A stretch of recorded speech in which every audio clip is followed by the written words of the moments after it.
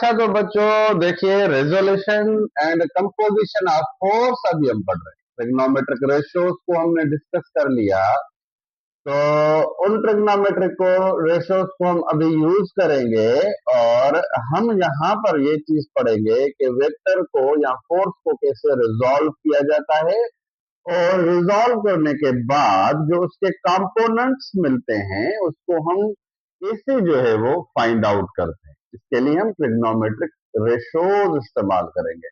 सही है, आ रही है बात समझ में? देखिए, रिजोल्यूशन ऑफ वेक्टर क्या है? Process of splitting a force और a vector into perpendicular components. अगर किसी फोर्स को हम स्प्लिट कर दें, तकसीम कर दें दो कंपोनेंट्स में, दो परपेंडिकुलर कंपोनेंट्स में, तो इस प्रोसेस को हम बोलते हैं रिजोल्यूशन। अब यहाँ पर मेन चीज जो समझने वाली है वो ये है कि हम आखिर स्प्लिट अप क्यों करते हैं। मिसाल के तौर पर एक कार्ट है या एक बॉक्स है जिस पर ऐसे फोर्स लग रहा है। गौर से मेरी बात को सुनिएगा और समझिएगा। यहाँ पर ये फोर्स लग रहा है एक्स एक्सिस के साथ जो है वो जा रहा है, ठीक है। एक्स एक्सिस के साथ ये फोर्स जा रहा है। यहाँ पर कोई भी एंगल नहीं बन रहा है। हॉरिजॉन्टली एक बंदा सीधा सीधा किसी भी चीज पर फोर्स लगा के मूव करता जा रहा है, तो इस फोर्स को कंपोनेंट्स में तोड़ने की तो जरूरत है नहीं, क्योंकि ये किसी एंगल पर फोर्स नहीं लग रहा है, ठीक है। अब ये एक बंदा है, ठीक है। मिसाल के तौर पर एक ये बंदा है जो कि जा रहा है सीधा सीधा, अचानक सामने इंक्लाइंड प्लेन आ गया या एक सीढ़ी आ गई। एक सीढ़ी पे अचानक एक सीढ़ी आ गई और वो सीढ़ी पे ऊपर चढ़ने लगा, ऐसे जा रहा है ऊपर फोर्स लगाता हुआ। अब यहां पर आके ये बंदा पहुंच गया। गौर से मेरी बात को सुनिएगा। देखिए, यहां पर पहुंच गया तो अब जब ये बंदा मूव करता हुआ ऊपर जा रहा है तो दो तरह के डिस्टेंस तय कर रहा है। या जो फोर्स लगा रहा है वो एक्स एक्सिस में भी लगा रहा है, वाई एक्सिस में भी, क्योंकि देखिए यहां पर बंदा था, अब इधर पहुंच गया, अब यहां पर पहुंच गया। तो देखिए यहां पर जब ये बंदा पहुंच गया तो क्या हुआ कि इसमें एक तो एक्स एक्सिस में फासला तय किया है और दूसरा वाई एक्सिस में फासला तय किया है। यानी जो किसी भी कार्ड को खींचता हुआ ऊपर जा रहा था, फोर्स लगा होता हुआ जा रहा था, तो वो एक्स एक्सिस में भी जा रहा था as well as Y axis में भी जा रहा था। हम किसी सीढ़ी पर चढ़ते हैं तो नोट करें कि जिस पॉइंट से हम चढ़ना स्टार्ट करते हैं और जहां पर एंड करते हैं, तो जिससे ही हम एंड पॉइंट पर पहुंचते हैं तो हम एक हाइट जो है वो तय कर लेते हैं और एक हॉरिजॉन्टल डिस्टेंस भी तय कर लेते हैं। तो इसी तरह से एक फोर्स को कंपोनेंट में स्प्लिट करने का मकसद यही होता है कि हम एग्जैक्टली मालूम करना चाह रहे होते हैं कि हमने जो है वो हाइट कितनी तय की है और हॉरिजॉन्टल फासला यानी रेंज कितनी तय की है। तो अगर कोई फोर्स इंक्लाइंड प्लेन पर लग रहा है तो वो फोर्स जो है वो एक्स एक्सिस में भी लग रहा है as well as Y axis में भी लग रहा है। तो हम अगर एग्जैक्टली फाइंड आउट करना चाहते हैं कि एक्स एक्सिस में कितना लग रहा है और वाई एक्सिस में कितना लग रहा है, तो हम क्या करते हैं, इस फोर्स को स्प्लिट करते हैं दो कंपोनेंट्स में। एक आपका हो गया वाई कंपोनेंट और एक आपका हो गया जो है वो एक्स कंपोनेंट। ठीक हो गया। अब देखिए यहां पर हमें ये जो ट्रायंगल दिख रहा है, इस ट्रायंगल को हम कहेंगे राइट एंगल ट्रायंगल। क्या कहेंगे भाई? इस ट्रायंगल को हम क्या कहेंगे? राइट एंगल ट्रायंगल बोलेंगे। यहां पर हमने राइट एंगल ट्रायंगल के लिए हमने लास्ट टॉपिक में ट्रिग्नोमेट्रिक रेशियोज पढ़े हैं, जिसमें हमने ये प्रूव किया था कि किसी भी एंगल की साइड्स को कैसे फाइंड आउट करते हैं। तो साइड्स को फाइंड आउट करने के लिए हमें जो है वो ट्रिग्नोमेट्रिक रेशियोज चाहिए होते हैं। यहां पर हमने दो साइड, इस एक वेक्टर को एफ एक्स और एफ वाई कंपोनेंट में स्प्लिट अप कर दिया है। अब यहां पर हम देखना चाह रहे होते हैं कि एफ एक्स कितना है और एफ वाई कितना है। तो इन दोनों साइड्स को फाइंड आउट करने के लिए मैं ऐसा रेशो इस्तेमाल करूंगा जिसमें ये दोनों साइड आ जाए। यहां पर हम एक रेशो इस्तेमाल करते हैं, हमने लास्ट टाइम भी पढ़ा था, साइन थीटा। साइन थीटा बराबर होता है परपेंडिकुलर अपॉन हाइपोटेन्यूज।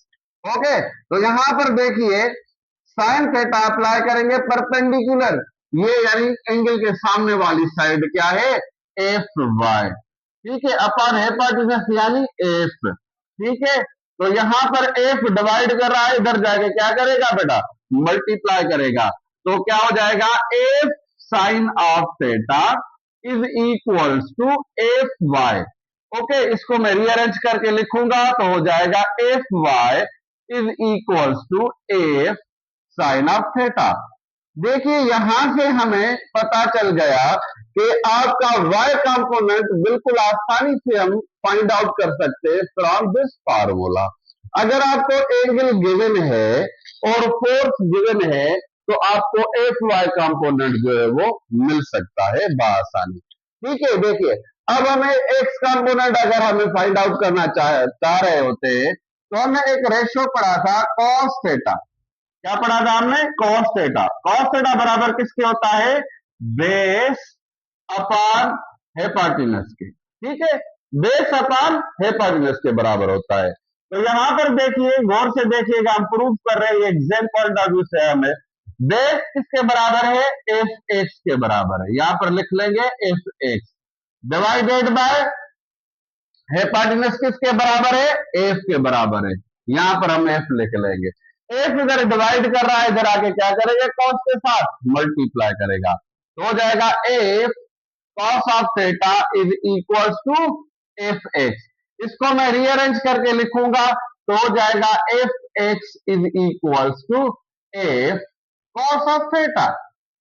देखिए यहां पर हमें एक और फार्मूला मिल गया, तो find out the x component we use this formula, ठीक है।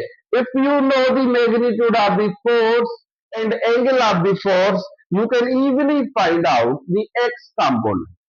ओके, तो यहां पर हमें ये दो तरह के एफ एक्स और एफ वाई कंपोनेंट्स इजीली हमने जो है वो फाइंड आउट कर दिए, ठीक है। अगर आप चाहते हैं कि हम resultant of force find out करें, यानी अगर आपको एक्स कंपोनेंट भी गिवन है और वाई कंपोनेंट भी आपको गिवन है, तो आप जो है वो रिजल्टेंट ऑफ फोर्स जो है वो फाइंड आउट कर सकते हैं।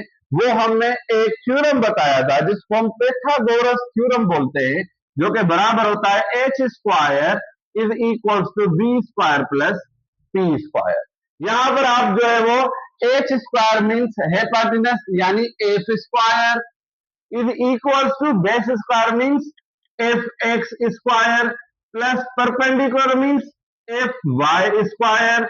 देखिए हम स्क्वायर खत्म करते हैं तो रेडिकल साइन लगाते हैं, दोनों तरफ आप रेडिकल साइन लगा दें तो हो जाएगा F square is equal to radical F X square plus F Y square. यहां पर स्क्वायर खत्म रेडिकल खत्म हो जाएगा, ये नीचे में ऊपर लिखता हूं इसका फार्मूला, तो हो जाएगा F is equal to radical F X square plus F Y square.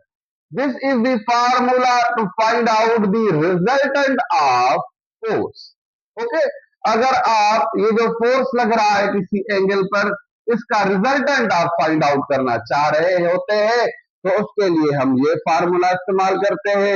F x find out करना चाहते हैं तो ये फार्मूला इस्तेमाल करते हैं, एफ वाई फाइंड आउट करते हैं तो ये फार्मूला इस्तेमाल करते हैं। अब इस ट्रायंगल में आखिरी चीज बचती है एंगल यानी डायरेक्शन, कि कौन सी डायरेक्शन में जा रहा है, कितनी एंगल के साथ जो है वो फोर्स लग रहा है। तो उसके लिए हमारे पास जो है वो ट्रिग्नोमेट्रिक रेशियो होता है tan थीटा, और इसका फार्मूला मैं डायरेक्ट लिख लेता हूं, theta is equals to tan inverse A Y upon A X. This is a formula to find out the angle. Okay, यानी यहां पर हम यहां पर ये बंदा जा रहा है और ये फोर्स लगाता हुआ इंक्लाइंड प्लेन पर जा रहा है, ये कितनी एंगल बना रहा है, उस एंगल का वैल्यू यहां से मिलेगा। अगर आपको ए वाई मालूम है, ए एक्स मालूम है, यहाँ पर वैल्यू पुटअप करके टेन इनवर्स कैलकुलेटर पर निकालेंगे तो थीटा मिल जाएगी। यानी हम इस ट्रायंगल में हमें सारी चीजें मिल गई। थीटा को फाइंड आउट करने के लिए ये फार्मूला, एफ एक्स को फाइंड आउट करने के लिए ये फार्मूला, एफ वाई को फाइंड आउट करने के लिए ये फार्मूला, एफ को फाइंड आउट करने के लिए ये फार्मूला। अब हमने सारा ट्रायंगल जो है हमने सॉर्ट आउट कर लिया, सॉल्व कर लिया कि आप जो है वो इसको बोलते हैं resolution and composition of vector. ठीक है, आई होप कि आप लोगों को हमारी ये टॉपिक समझ में आएगी। हमारा चैनल है स्मॉल लर्निंग हब के नाम से, इसको जरूर सब्सक्राइब करें ताकि हम नेक्स्ट वीडियो में मिल सके। अस्सलाम वालेकुम।